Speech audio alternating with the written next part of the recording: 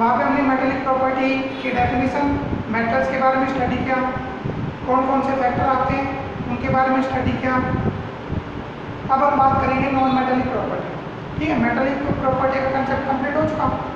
अब non metallic property का concept यहाँ पे लेके चलेंगे। तो सबसे पहले बात कर लेते हैं नॉन मेटेलिक प्रॉपर्टी की डेफिनेशन, फिर उसके बाद नॉन मेटल, फिर हम बात करेंगे variation of metallic and non metallic in the periodic table.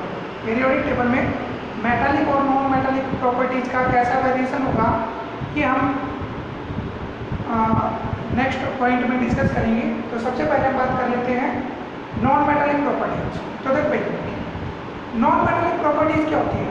Properties of non metals are called non metallic properties. अब बात करें कि नॉन मेटल क्या होते हैं, तो नॉन मेटल क्या होगा? मान लो कोई भी अपने पास एक एलिमेंट है, अगर वो एलिमेंट नंबर ऑफ इलेक्ट्रॉन को गेन कर ले और गेन करने के बाद अगर वो एनायन फॉर्म करता है तो this is called non metal. सही है? तो नॉन मेटल क्या हो गया कि जो एलिमेंट इलेक्ट्रॉन को गेन करते हुए एनायन फॉर्म करे तो वो क्या कहलाते हैं? Non metal. ठीक है, तो सबसे पहले बात कर लेते हैं non metallic property. Non metallic properties,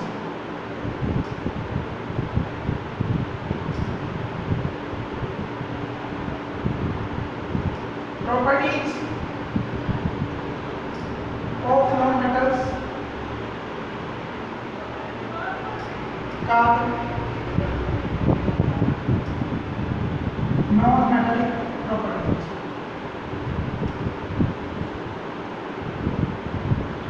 Okay, now we discuss about non-metal। non-metals, non-metals क्या हो गया? those elements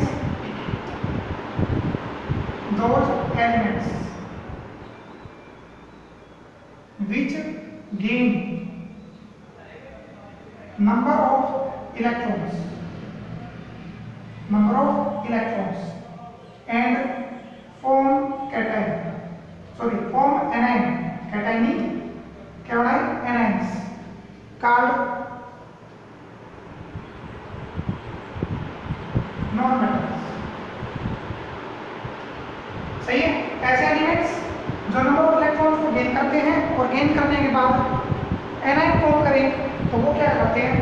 these are known as non metals. Now let us consider an element M।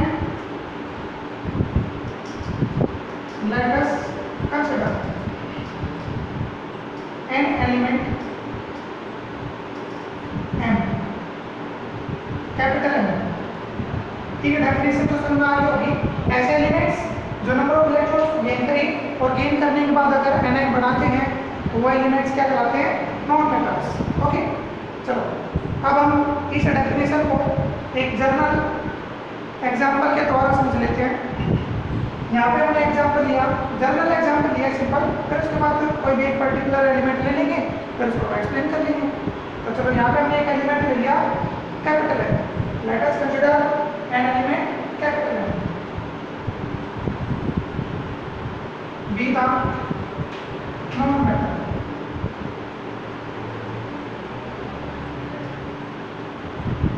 Non metal if, अब ये कह रहे हैं कि मान लो हमारे पास एक एलिमेंट M है, ये नॉन मेटल तब होगा if it gain number of electrons and become anion। सही है? जब ये एलिमेंट अगर इलेक्ट्रॉन को गेन कर ले तो गेन करने के बाद क्या होना दे? एनायन फॉर्म कर ले, तो उस केस में ये जो एलिमेंट होगा this is known as non metal. चलो यहाँ पे हम ले लेते हैं, रिएक्शन ले लेते हैं। दैट इज गिवन एलिमेंट है, अपने पास जो एलिमेंट दिया था वो क्या था? M था। It gain n electron. मान लो इस एलिमेंट ने n इलेक्ट्रॉन गेन कर लिए, तो गेन करने के बाद क्या बनेगा? अब इलेक्ट्रॉन को एक्सेप्ट कर रहे हैं, इलेक्ट्रॉन पे कैसे चार्ज होता है? नेगेटिव। तो इलेक्ट्रॉन को गेन करने के बाद जो अपना एलिमेंट था उस पर कैसे चार्ज आएगा? नेगेटिव चार्ज होता है, मतलब इट फॉर्म द एनाइन। तो m एलिमेंट ने n इलेक्ट्रॉन गेन कर लिए और गेन करने के बाद यहाँ पे क्या हो गया m नेगेटिव, मतलब इट फॉर्म द एनाइन। ये क्या बनाते हैं, एनाइन बनाते हैं। तो इस केस में जब बड़ा m होगा this is known as non metal. तो इस केस में जो m है वो क्या कहलाता है, नॉन मेटल। कर लोगे? तो ये हमने जर्नल एग्जाम्पल के थ्रू हमने इसको एक्सप्लेन कराया है। चलो एक एग्जाम्पल और ले लेते हैं पीरियोडिक टेबल का, और इसको हम यहाँ पे समझ लेते हैं। तो देखो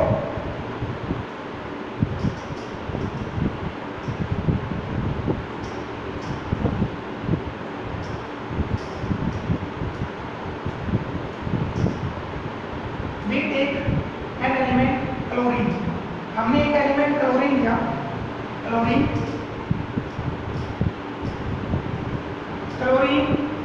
represent by Cl whose atomic number 17। यहाँ पे एक एलिमेंट क्लोरीन लोगे जिसको Cl से रिप्रेजेंट करते हैं, और भाई जो एटॉमिक नंबर होगा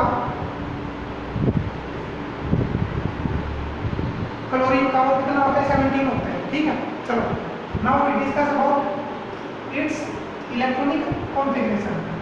अब इसकी कॉन्फ़िगरेशन की बात करें तो अकॉर्डिंग टू मैजिक नंबर या according to shell, electron configuration of chlorine is 2 8 7। सही है, ये है अकॉर्डिंग टू सेल। सेल के अकॉर्डिंग जो क्लोरीन की कॉन्फ़िगरेशन होगी वो क्या होगी, 2 8 7। Now we discuss about according to shell, subshell electron configuration of chlorine equal to 1s2 2s2 2p6 3s2 3p5। सही है, कॉन्फ़िगरेशन हमने पीछे पढ़ा दी थी, तो वहाँ पे कंप्लीट में आ गया होगा कि किसी भी एलिमेंट की कॉन्फ़िगरेशन सेल के अकॉर्डिंग कैसे करते हैं, सब सेल के अकॉर्डिंग कैसे करते हैं। तो हमने यहाँ पे कॉन्फ़िगरेशन करी सब सेल के अकॉर्डिंग क्या, 1s2 2s2 2p6 3s2 3p5।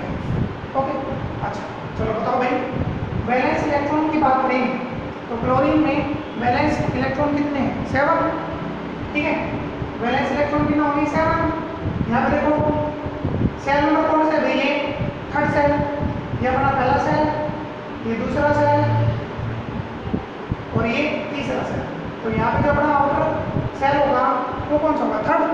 तो ये तीसरे सेल अपना आउटर सेल है, तो यहाँ पे टोटल इलेक्ट्रॉन कितने परसेंट है, 7। 2 इसके 5 इसके, तो वैलेंस इलेक्ट्रॉन कितने होंगे, 7। ओके, अब ये बताओ यहाँ पे थर्ड सेल में मैक्सिमम नंबर ऑफ इलेक्ट्रॉन कितने होने चाहिए, 8 होने चाहिए। ऑक्टेट जब भी कंप्लीट होगी, अगर कोई भी एलिमेंट पहले ही सेल को हटाके जो बाकी सेल है आउटर सेल है, अगर उसमें 8 इलेक्ट्रॉन कंटेन कर रहा है तो अपनी ऑक्टेट कंप्लीट कर लेगा। बट यहाँ पे आउटर मोस्ट सेल में कितने इलेक्ट्रॉन परसेंट है, 7। तो कितने इलेक्ट्रॉन कमी है, 1 की। अगर 1 इलेक्ट्रॉन अगर ये गेन कर लेता है तो गेन करने के बाद क्लोरीन अपना ऑक्टेट कंप्लीट कर देता है। ठीक है, देखो क्लोरीन हम लेके चले जिसका एटॉमिक नंबर 17 था, कॉन्फ़िगरेशन थी 2 8 7। If chlorine element gain 1 electron, अगर क्लोरीन 1 इलेक्ट्रॉन को गेन कर ले, अगर 1 इलेक्ट्रॉन यहाँ पे एक्सेप्ट हो जाए, एंटर कर जाए, तो क्लोरीन पे क्या होगा, Cl। अगर क्लोरीन 1 इलेक्ट्रॉन को गेन कर लेता है तो गेन करने के बाद क्लोरीन पे क्या आएगा, नेगेटिव चार्ज, क्योंकि 1 इलेक्ट्रॉन से गेन कर लिया। और कॉन्फ़िगरेशन क्या हो गई, यहाँ पे आ गया Cl नेगेटिव, और कॉन्फ़िगरेशन क्या होगी, 2 8 8। या okay, then we can say that chlorine is a non metal. तो इस केस में हम क्या करेंगे कि जो क्लोरीन है वो नॉन मेटल है, क्योंकि इसने क्या कर लिया, इलेक्ट्रॉन को गेन कर लिया और यहाँ पे क्या बना दिया, क्लोरीन एनाइन।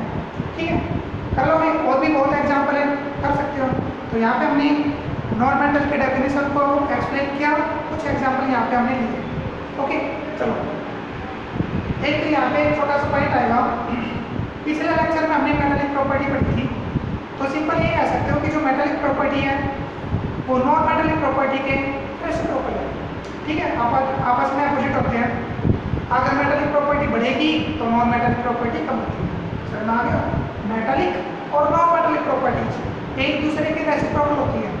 अगर मेटालिक प्रॉपर्टी बढ़ाओगे, अगर मेटालिक प्रॉपर्टी बढ़ाते हो तो नॉन मेटालिक प्रॉपर्टी कम होती है। ओके, समझ में आ गया। और वही जो हमने फैक्टर पढ़े थे मेटालिक प्रॉपर्टी के, वही फैक्टर यहाँ पे आएंगे but in opposite form, reciprocal form में आएंगे। ठीक है, चलो फैक्टर की बात कर लो। Factor acting on non metallic property, ये समझ आ गया होगा।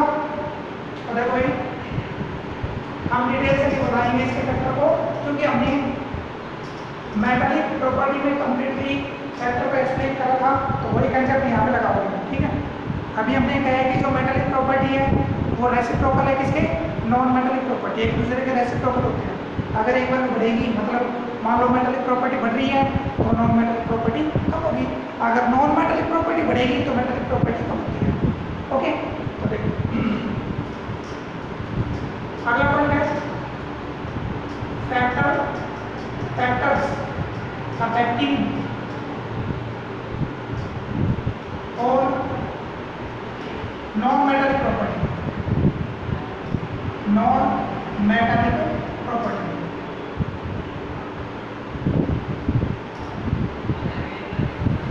ठीक है, तो देखो भाई इसके तीन फैक्टर आएंगे जो हमने पीछे डिस्कस करे थे, वही फैक्टर यहाँ पे डिस्कस करेंगे। तो कौन कौन से फैक्टर हमने पीछे डिस्कस किए थे मेटालिक प्रॉपर्टी के केस में? सबसे पहले हमने ले चले थे न्यूक्लियर इफेक्ट, न्यूक्लियर इफेक्ट। दूसरा फैक्टर हमने लिया था एटॉमिक साइज का, और तीसरा फैक्टर लिया था आयनाइजेशन एंथैल्पी का। ओके, अब ये सभी फैक्टर नॉन मेटालिक पे किस टाइप से इफेक्ट करेंगे वो खुद करोगे, क्योंकि हमने पीछे कंप्लीटली एक्सप्लेन कर दिया। जो मेटालिक प्रॉपर्टी का जो कंसेप्ट है फैक्टर के केस में, वो इस केस में अपोजिट होगा। ठीक है, कर लेना। ओके, चलो अब बात कर लेते हैं variation of metallic and non metallic property along to group and period. तो देखो भाई कैसे करोगे।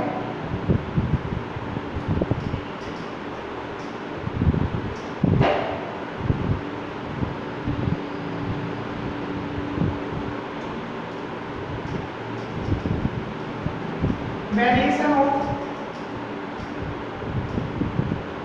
Metallic and non metallic properties.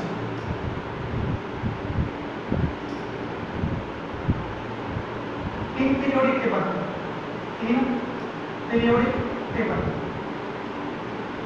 ठीक है।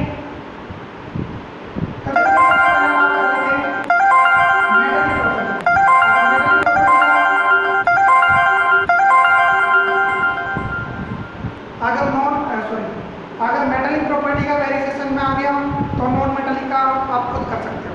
ठीक है, रेसिप्रोकल होते हैं, तो एक पॉइंट हमने यहाँ पे डिस्कस करने हैं तो दूसरा खुद कर देना। ठीक है, हम बात कर लेते हैं वेरिएशन ऑफ मेटालिक प्रॉपर्टी।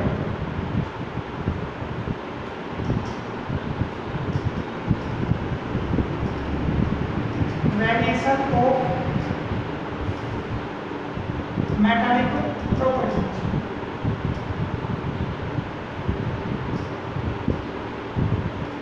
पहले लेते हैं फर्स्ट पॉइंट क्या,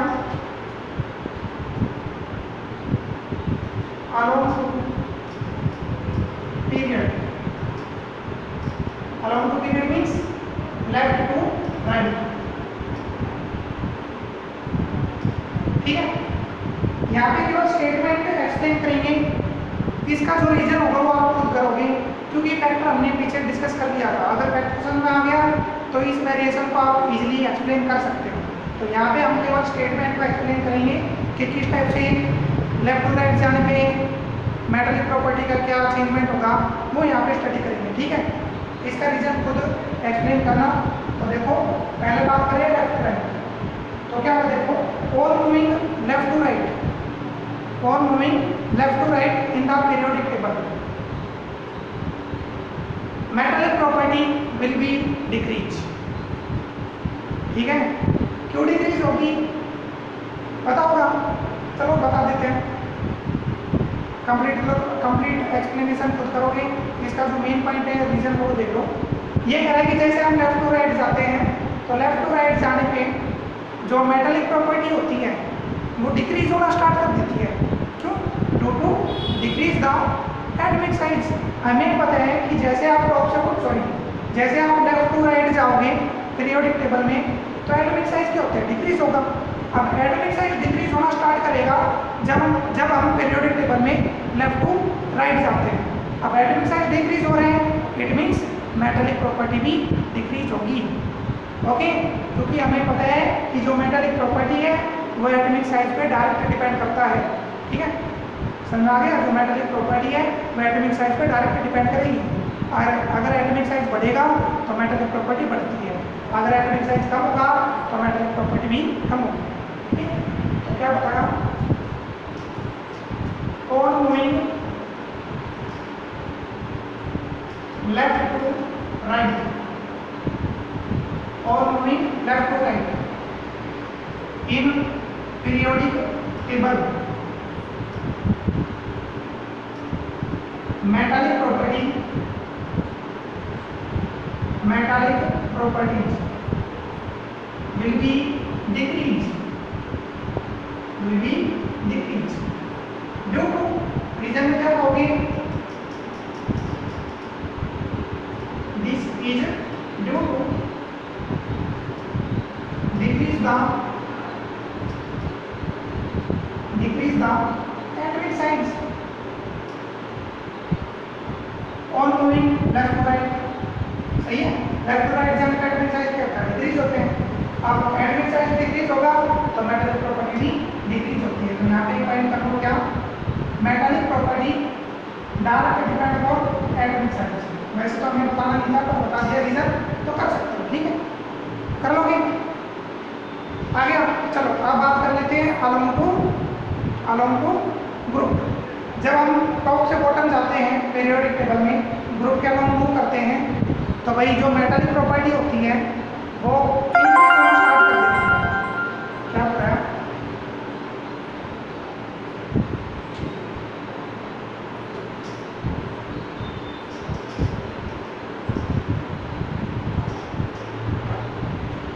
second point, along to group means top to bottom. तो यहाँ पे लोग क्या? On moving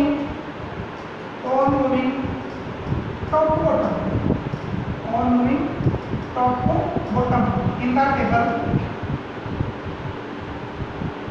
metallic properties of elements